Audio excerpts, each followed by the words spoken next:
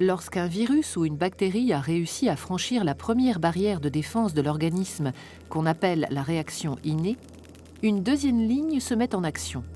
C'est l'immunité adaptative. Ce deuxième bouclier protecteur fait appel à des globules blancs spécifiques aux vertébrés, les lymphocytes. Les lymphocytes sont des cellules très spécialisées, capables de s'opposer à un antigène agresseur et un seul. Il y a en principe dans notre corps autant de types de lymphocytes que de types d'antigènes.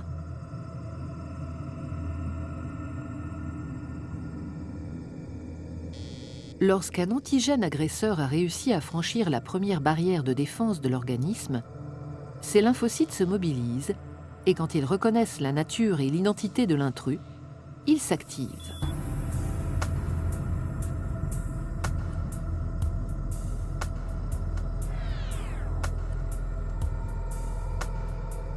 Dans le cas de la grippe, par exemple, le virus est dit endocellulaire, ce qui veut dire qu'il exerce son pouvoir infectieux en s'insérant au cœur même de la cellule.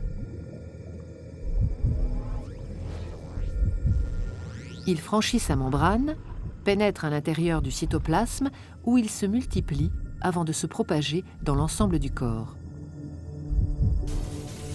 La cellule infectée présente alors à la surface de sa membrane des éléments identificateurs de l'antigène agresseur qui l'a contaminé.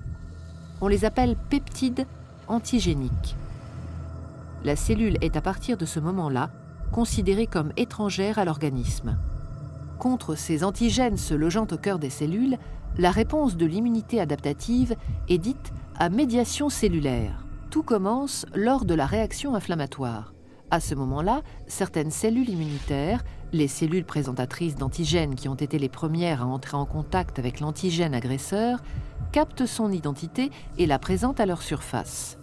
Les cellules dendritiques exposent le peptide de l'antigène. Jouant un rôle de messager, ces cellules présentatrices d'antigènes, dès lors porteuses du peptide, la fiche d'identité de l'agresseur, migrent vers les ganglions lymphatiques où résident des lymphocytes T4 et T8 dormants. Elles présentent le peptide collecté aux lymphocytes spécialisés dans la réaction à l'antigène présent dans le corps et à celui-là seulement. Une fois le message transmis et le dialogue établi, le lymphocyte T4 concerné est activé. Il va devenir une véritable plaque tournante de la réaction qui va suivre. Il commence par se multiplier en un grand nombre de clones. C'est ce qu'on appelle la mitose.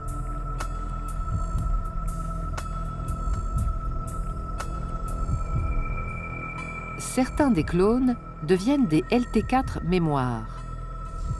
D'autres, appelés alors LT helper ou LT auxiliaires, deviennent capables de synthétiser et de sécréter des médiateurs chimiques, des cytokines, nommées interleukines ou lymphokines, qui vont déclencher la réaction des autres lymphocytes.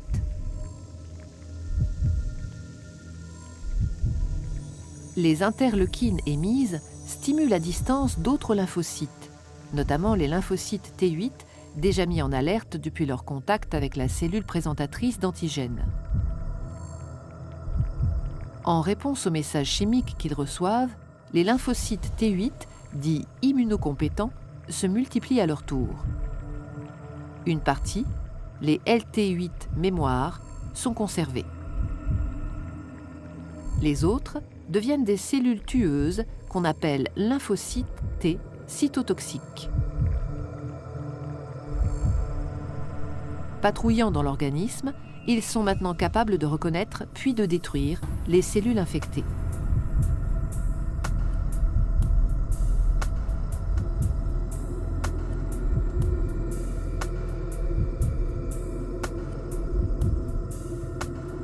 Mais d'autres agents infectieux peuvent agir en demeurant à l'extérieur des cellules. C'est le cas du tétanos et du choléra. Contre ces antigènes agresseurs nommés extracellulaires, la réponse adaptative est dite à médiation humorale. Et là, le scénario se déroule d'une toute autre manière. L'identification de l'antigène agresseur est opéré par une catégorie différente de lymphocytes, les lymphocytes B. Dès qu'ils ont identifié leur antigène, les lymphocytes B sont stimulés.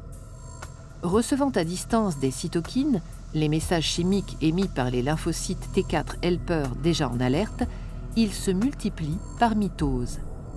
Une partie est encore une fois stockée comme LB mémoire. Les autres clones se transforment en plasmocytes anti-antigènes. Ils produisent alors des anticorps circulants, spécifiquement dirigés contre l'antigène concerné. Ces anticorps circulants sont sécrétés en grande quantité dans le plasma, à raison de 2000 à 5000 à la seconde.